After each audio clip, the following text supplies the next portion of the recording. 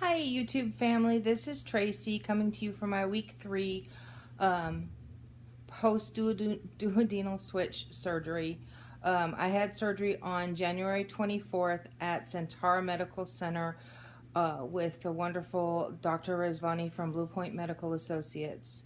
Let's go through my stats real quick. My high weight, which was the day I started my pre-op diet, was 314 pounds.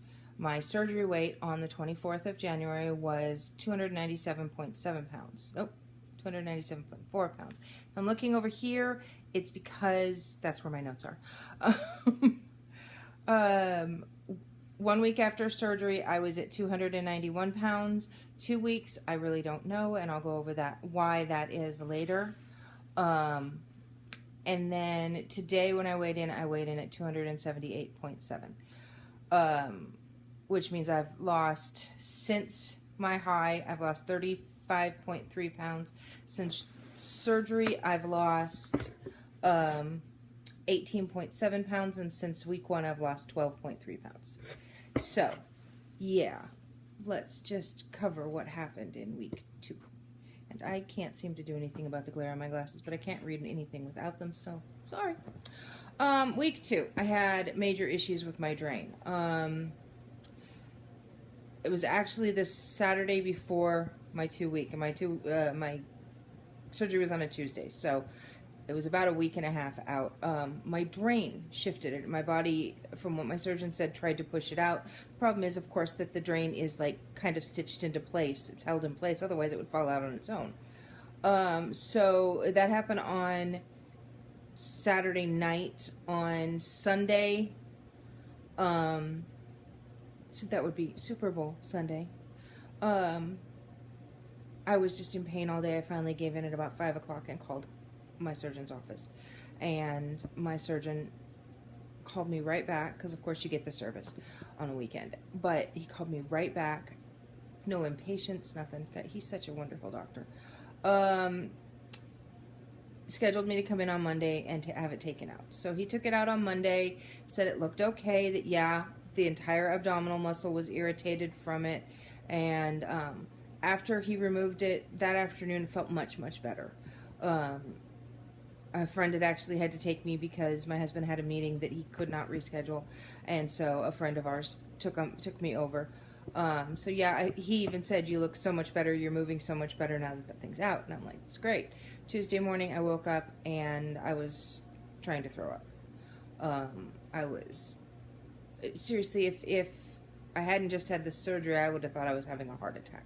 All those symptoms that go with a heart attack, but it was all just this mess. In fact, I called my husband that morning and I was like, "You have to come home, you have to come home. Like, I'm sick, you gotta come home." And I never do that to him. And so, of course, he came home, and he gets home, and the first thing he said is, "Did you take your anti-nausea meds?"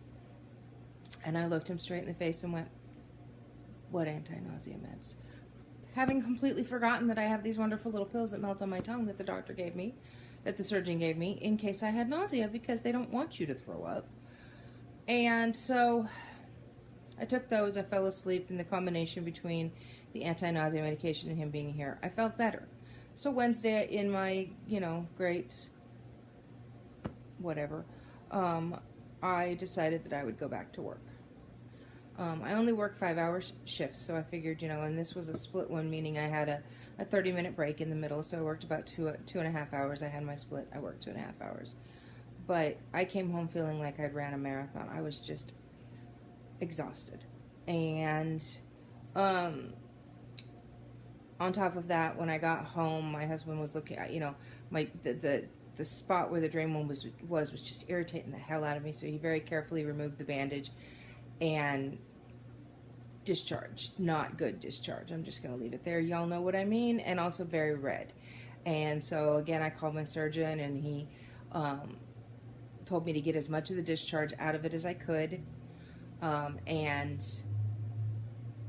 that if I woke up in the morning and, looked under the new bandage and it was more than just a tiny bit of discharge on the bandage, that I was to come see him. And yeah, lots. So I went in Thursday and he looks at it and he was like, yeah, you've got an infection. It's not a really bad infection, probably because you cleaned it out last night. But I'm putting you on antibiotics. And, you know, I was telling him, and I said, you know, I'm really concerned about work. I was so exhausted yesterday. And so we were talking, and I kind of gave him a brief back history of the issues with my work and missing work, and that being why I had insisted I could go back after 2 weeks. And he got upset, but not with me. He got very upset with my employer. And he gave me his card and said, you give this to your employer when you give them the letter from me. And if they have any questions, they are to contact me directly. They are not to contact you about it. And he was very, very unhappy with them. That, you know, he's like, he feels like they just don't want to understand what this all actually entails. So, and he also took me off work through the 26th of the month. Basically what he said is, you can't work for a month after your surgery. A month is Friday the 24th, so you can go back Monday the 27th. So that means that my leave of absence letter states that I am not able to return to work, or that I am out of work from that day when he saw me through the 26th.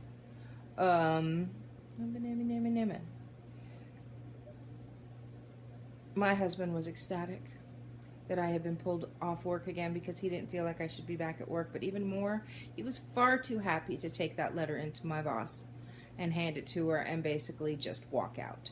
And apparently it, from what he said, it threw her for a loop. I don't know. Haven't heard anything from her since he delivered the letter, so I don't know.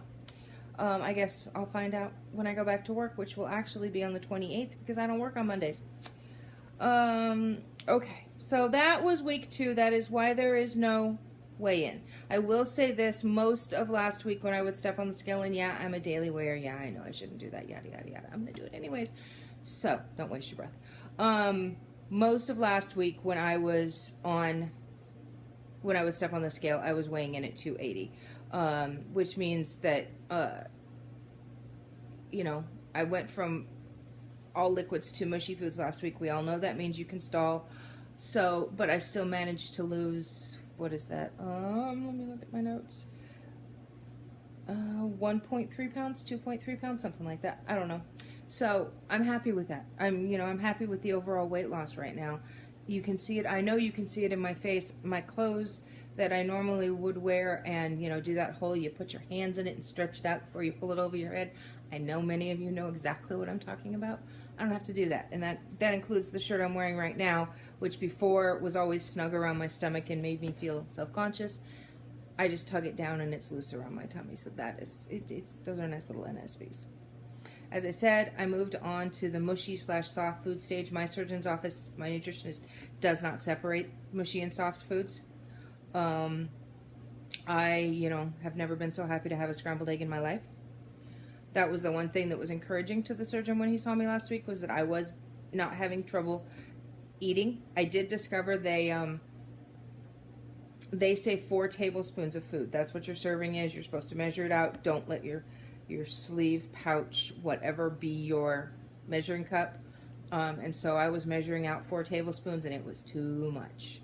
It was making me feel like stuff was stuck and it was uncomfortable. And so I have reduced it back down to 3 tablespoons. I am much more satisfied. It is what it is, and I know that each person's sleeve is different, and so I'm just having to learn how much mine can handle right now. I have been very fortunate. I have not had any foods that my stomach has been like, no, you can't ever eat that again. I'm taking it one new food at a time in order to make sure that I don't have that happen. I don't want to add 2 new foods in one meal and find out, oh, that made me really sick, but which food made me really sick? Which food did my stomach really not like? So it's a learning process, and I'm kind of enjoying learning. I think we all learn to eat so young that we don't really appreciate learning to eat. I am still having issues with any type of pill-based medication, to the point that the only medication that I am taking at this point is my Nexium, And if I don't, the stomach burns. Um, I don't take any of the other medications that I'm supposed to be taking. I am seeing my primary care physician tonight about this issue with the hopes that either she'll say, you know what, that's fine, you haven't taken it for the last 2 weeks. Let's just continue on and you can let me know if there's a problem. Or she can find another solution because the pills aren't working. I have tried everything everyone suggested from my primary care's nurse to the nurse practitioner and the surgeon and other people and people in support groups. I cannot take this medication. So we'll see what happens tonight. Probably the last thing to talk about is the struggle with protein.